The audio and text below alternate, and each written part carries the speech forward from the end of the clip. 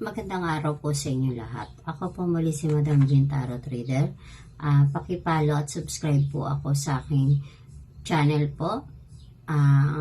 Doon po sa mga gustong magpa-private reading po, paki-message po ako sa Jean Tarot Reader po.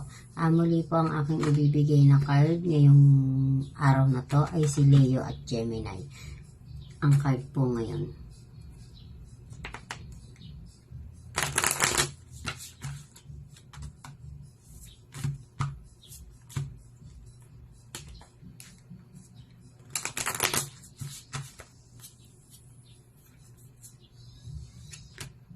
Sinasabi po dito sa inyong card na para kay Leo at Gemini na ngayong araw, kailangan mag-concentrate ka raw ngayon sa iyong career o trabaho or negosyo at huwag masyadong magdamdam sa mga lahat na nangyayari sa iyo ngayon, mga pagdadaanan mo. Kusa rin naman tong mawawala at may pag-asa ka para muling maitama ang mga nangyayari sa iyo ngayong araw. Ang sabi po dito sa baraha, ituloy mo lang ang iyong mga pagsisikap at pagpupursige. Tiyak na may darating din daw sa iyong swerte at buenas at ikaw ngayon ay sa araw-araw ay makakaraos. At sinasabi din dito ng mga baraha po muli na may darating sa iyo ngayong araw na kaibigan na siya yung may utang or may nahirap sa iyong pera sa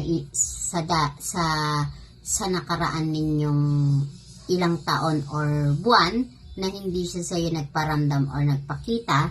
Siya po ay darating at siya ay magbabayad sa iyo sa matagal niya ng utang na hiniram niya sa iyo na matagal na.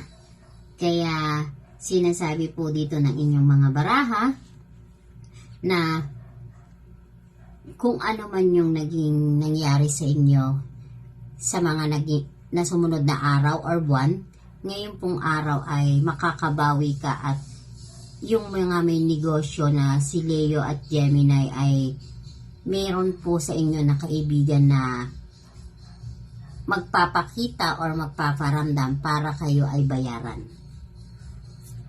And then sinasabi din dito ng barahan ninyo na kayo ay magtatagumpay sa lahat ng inyong nais gawin, kay trabaho, kay career po or negosyo yan, inyong mapapagtagumpayan. Ngunit, yung mga ilang bagay lang po na mga sinasabi na lalapit sa inyo na mga hihingi ng tulong ay hindi lahat po yan dapat ay bibigyan ng tulong, and then pag-aralan nyo muna bago nyo sila tulungan.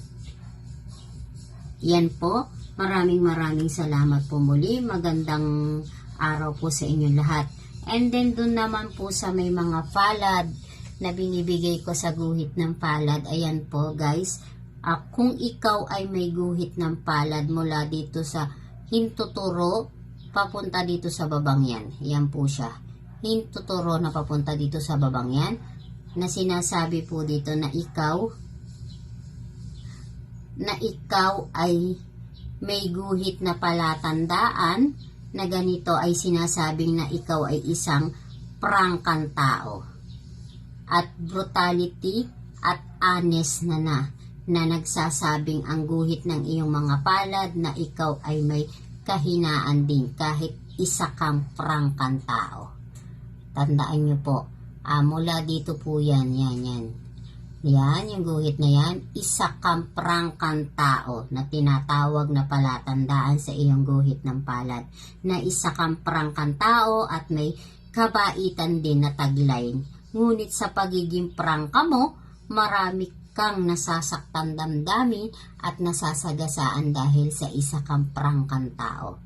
And then, Muli po, magandang araw po ulit. Sa susunod po na pagbibigay ko po ulit sa inyo, abangan nyo po ulit ako. Pakipalo po at subscribe po ako, and then pa-comment, and then panoorin nyo po hanggang sa dulo ang aking YouTube channel. Maraming salamat po muli sa inyo. Magandang araw po. And then message nyo po ako sa aking account po na Jing Tarot Reader sa mga gusto pong magpa-private reading. Maraming salamat po.